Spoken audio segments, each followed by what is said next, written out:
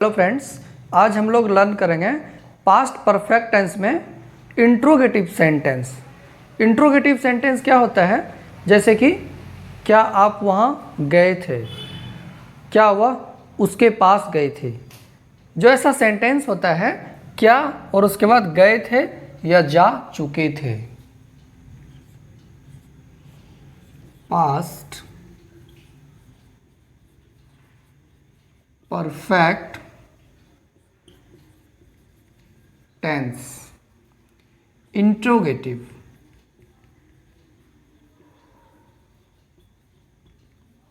Sentences.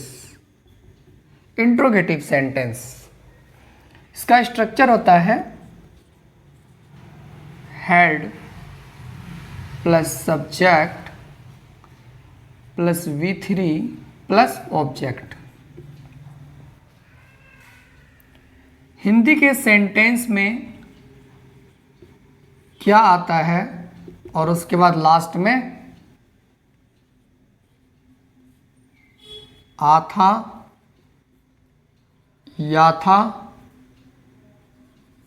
और चुका था। और ये इंट्रोगेटिव सेंटेंस है तो यहाँ पे क्वेश्चन मार्क लगेगा। अफर्मेटिव में क्या होता है? देखिए, subject plus head plus V3 plus object. ये किसका स्ट्रक्चर है? अफर्मेटिव का। Subject plus head plus V3 plus object. तो इंट्रोगेटिव में क्या करना है? हेल्पिंग वर्ब फ्रंट पे आता है। ये जो हेड है इसको हमने फ्रंट पे ले आया, हेड हो गया। उसके बाद फिर क्या था?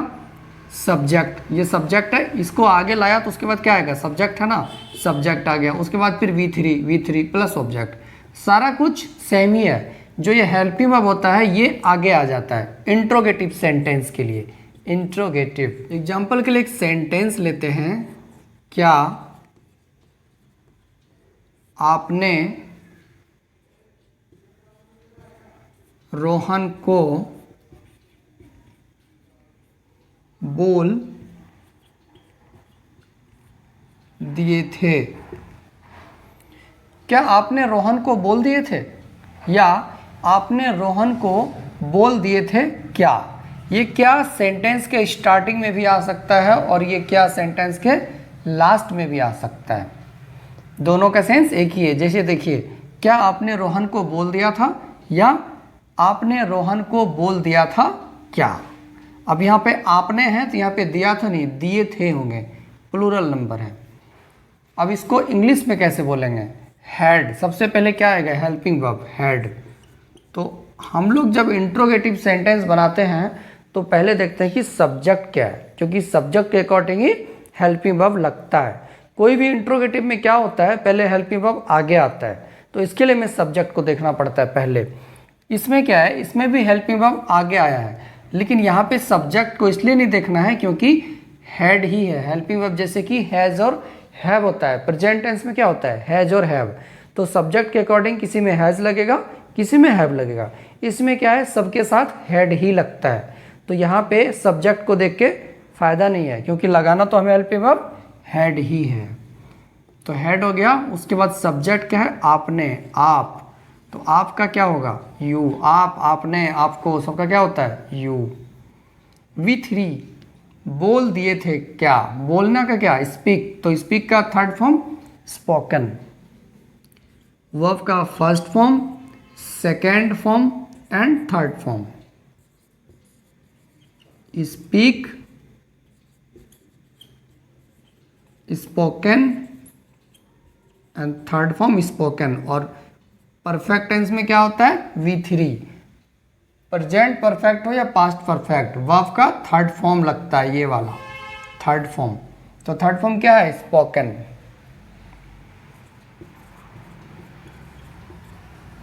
उसके बाद ऑब्जेक्ट। ऑब्जेक्ट क्या है इसमें? किसको? रोहन को। तो रोहन को क्या होगा? टू रोहन। तो अगर हम इस सेंटेंस को इंग्लिश में किसी से पूछेंगे, क्या आपने रोहन को बोल दिए थे, तो इंग्लिश में कैसे बोलेंगे? Had you spoken to Rohan. Had you spoken to Rohan. क्या आपने रोहन को बोल दिए थे? क्या आपने रोहन को बता दिए थे? क्या आप रोहन को ये बोलने की जगह बता दिए थे तो क्या होगा, had you told, TOLD told, had you told to Rohan, tell, tell मतलब क्या होता है, किसी को कुछ बताना, tell, told and third form भी होता है टोल्ड, टेल, टोल्ड, टोल्ड। क्या आपने रोहन को बता दिया था या आपने रोहन को बताया था क्या। यहाँ पे देखिए बता दिया था या बताया था, या था ये वाला सेंस आ रहा है।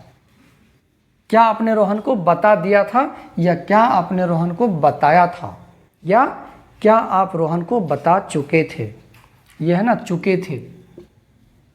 क्या आपने रोहन को बोल दिए थे या बोल चुके थे, ये सब कुछ सेम ही है, चुके थे, या था, आ था, लिया था, सब एक ही चीज़ है, बस लोग अलग अलग तरीके से बोलते हैं। इंग्लिश में इसका एक ही सेंटेंस होगा, हिंदी में चाहे कैसे भी बोलें। जब हम किसी को बोल रहे हैं क्या आपने उसे बोल दिया था तो क्या बोलेंगे, had you spoken to him, उसको तो टू हिम। क्या वे लोग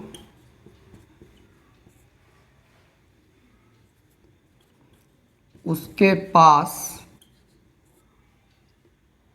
पहुंच चुके थे, पहुंच चुके थे। क्या वे लोग उसके पास पहुंच चुके थे, इंग्लिश में हैड आएगा सबसे पहले, सब्जेक्ट वे लोग, दे, V3 पहुंच चुके थे, तो पहुंचना का क्या होता है, reach, reached, reached, REACH, reach, reached, reach में ED लग जाएगा, रीच्ड, रीच, रिच्ड, रिच्ड, तो थर्ड फॉर्म कौन सा हो गया, ये वाला रिच्ड, V3, रिच्ड। ऑब्जेक्ट क्या है, किसके पास, उसके पास, ऑब्जेक्टिव केस, उसके पास का क्या होगा, टू हिम। क्या वे लोग उसके पास पहुंच चुके थे, had they reached to him, had they reached to him.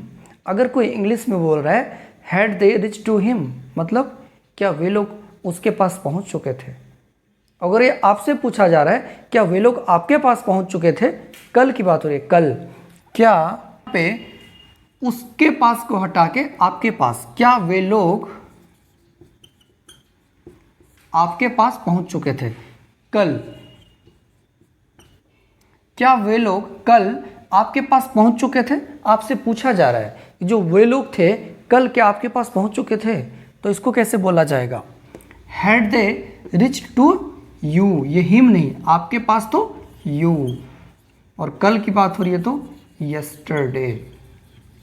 Tomorrow नहीं लगेगा क्योंकि टेंस क्या है, पास्ट, पास्ट में कभी भी टुमारो नहीं लगता है, टुमारो लगता है ओनली फ्यूचर के लिए। तो had they reach to you yesterday, क्या वे लोग आपके पास कल पहुंच चुके थे। आपने बोला यस पहुंच चुके थे, दे रिच्ड। क्या उसने मुझे कॉल किया था, देखिए क्या उसने मुझे कॉल किया था मतलब बुलाया था, क्या उसने मुझे बुलाया था, हैड।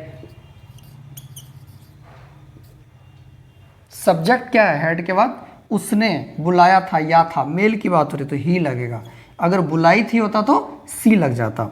हैड ही, हैड क्या है, हेल्पिंग वर्ब, सब्जेक्ट क्या हो गया ही, अब क्या लगेगा V3 एंड ऑब्जेक्ट, तो V3 इसमें क्या है, बुलाना, बुलाया था का call, and third form call का क्या होता है, called, call, called, called, third form क्या हो गया, कॉल्ड, ED लगेगा, एंड ऑब्जेक्ट क्या है इसमें, ऑब्जेक्टिव केस, मुझे, तो मी,